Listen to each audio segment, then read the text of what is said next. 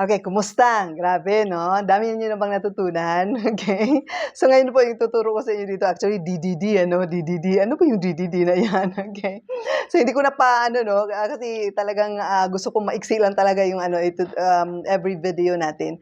Ang unang D talaga yung doubt 'no, 'di ba? Doubt. Duda ka pa rin, 'di ba? Duda ka pa rin.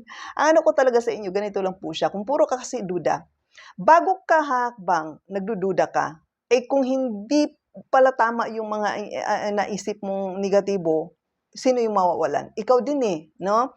Wala naman talagang maidudulot yung duda. So, all you need to do lang po is to check kung talagang, gusto mo talaga ito 'no. Kailangan talaga ikaw mismo yung gagamot sa duda mo. Kasi kung talagang ano, kung talagang gusto mong baguhin yung buhay mo, kung babalutan ka lagi ng duda, 'di ba, or di kaya, lagi kang natatakot dahil sa duda, 'di ba, mga ganyan. So, wala talaga, eh, 'no, walang mangyayari talaga sa'yo. Okay, so ang next niyan is, i-check mo talaga yung sarili. Determinado ka ba talaga? 'No, gusto mo ba talagang baguhin yung buhay mo? Gusto mo ba talagang yumaman? Gusto mo ba talagang bigyan ng magandang kinabukasan yung mga anak mo? Gusto mo ba talagang sasaya yung buhay mo? 'Di ba, mga gano'n ba? Kasi ikaw lang po talaga makapag-decide niyan, 'no, determinado ka ba talaga? Undecided ka ba talaga na gagawin natin 'to? Kasi ang nangyari yan, kami po, even yung mga writers sa mga books na yan, even yung mga nagvo-vlog na yan, even yung mga teachers na yan, andito lang kami to share, 'no? Nandito lang kami to share kasi kung ano, wala naman talagang mawawala 'no, sa amin kung i-she-share namin yung mga natutunan namin. So, it's your choice talaga, 'no? Life is a choice talaga. Kung gusto mo talagang hanggang diyan ka lang talaga, 'di ba? Pero kung gusto mong baguhin yung buhay mo, you have to decide. Ikaw talaga yung magdesisyon niyan kasi hindi talaga kakayanin ng ibang tao na babaguhin yung buhay mo kung ikaw mismo aayaw, 'di ba? Nakuha niyo? So ngayon ang ano dito is, just decide tapos dapat determinado ka na gawin ito. Then once na decided ka, determinado ka, ang advice ko talaga sa'yo, tuloy-tuloy mo itong series na 'to, panoorin mo. If ever na hindi ka naniniwala sa akin, search for other speakers, search for other books, kasi ang dami naman yan, eh, 'no? Shortcut, ito po yung tunay na shortcut. Kasi ang gusto ng iba kasi, alam ko na yan, gusto ano, naaral ko na yan noon, magagawa ko na shortcut yung buhay ko. Pagkatapos hindi mo pa nga nagawang yumaman, eh, paano magiging shortcut yung buhay mo, puro yan ano, kumbaga sa sugal parang nagsusugal ka na tama ba ito o hindi, tama ba ito o hindi, parang gano'n ano. So ang shortcut talaga na totoo, sundin mo yung nagawa na nila.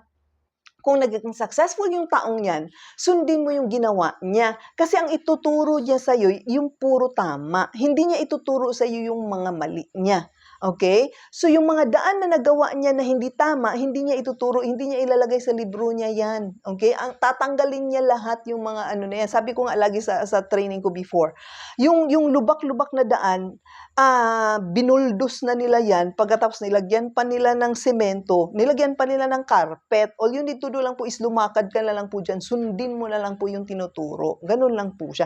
Yun po yung tamang shortcut, okay? Kasi kung gusto mo talaga ng shortcut, dapat willing ka to learn, willing ka to do anything po na kung anong tinuturo sa'yo. Yun po yung totoong shortcut. Okay, gano'n lang po siya, ha? Before ako mag-end sa video na 'to, ang assignment po ninyo ngayong araw na 'to, 'di ba? I-check niyo po yung sarili mo kung talagang decided ka po. And then the moment po na decided ka, all you need to do lang po, i-check mo kung ano ba talaga yung gusto mong pangarap. Dapat po is, ano siya, detalyado, no? As in, detailed na detailed talaga. Like for example, ano yung detalyado? Anong klaseng bahay yung gusto mo?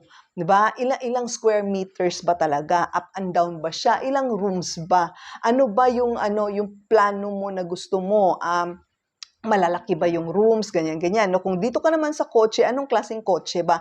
Anong kulay, 'di ba? Anong brand ng kotse? Dapat specific po 'yan siya, okay? Kung gusto mo naman mag-travel, saan ka ba gustong pumunta? Anong anong lugar ba yung gusto mong, ipasyal yung mga pamilya mo? Detalyado siya talaga dapat. Yun po yung tunay po na dream board or tunay na pangarap. Kasi kung mangarap ka na, gusto ko mag-travel, saan? Basta, di ba? Hindi puwede yung ganyan. Gusto ko magkaroon ng sasakyan. Anong klaseng sasakyan? Basta mayroong 4 na gulong, di ba? Hindi po puwedeng ganyan. Gusto kong magkaroon ng bahay. Ano yung bahay na gusto mo? Basta mayroon lang ano, matirhan lang, may bubong lang, may ano, hindi po puwedeng ganyan, ha? Detalyado siya talaga dapat at magkano ba yung budget mo diyan, 2,000,000, 3,000,000, 5,000,000?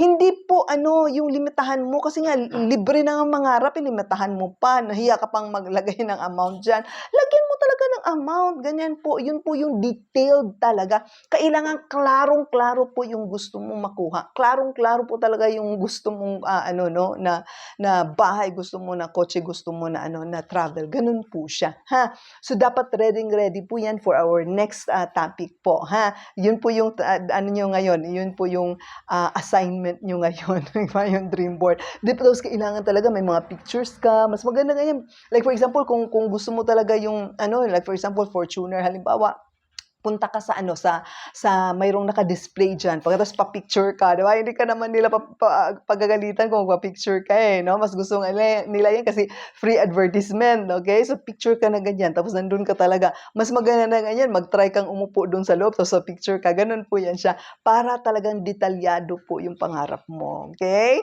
So, gano'n po, ha, kasi connected po 'yan sa gagawin natin sa mga susunod po na mga videos natin, okay? Hope po nag-enjoy kayo sa mga topics, mga series na ginawa ko ngayon dito, and hopefully po mayroon kayong natutunan. If ever pala na mayroon kayong gustong itanong at may gusto kayong idagdag na mga topics sa mga susunod ko na videos, just comment lang po diyan sa baba po para tingnan natin baka kaya kong lagyan po ng mga ano, ng mga kasagutan yung mga gusto niyong alamin. Okay? Thank you so much. Bye.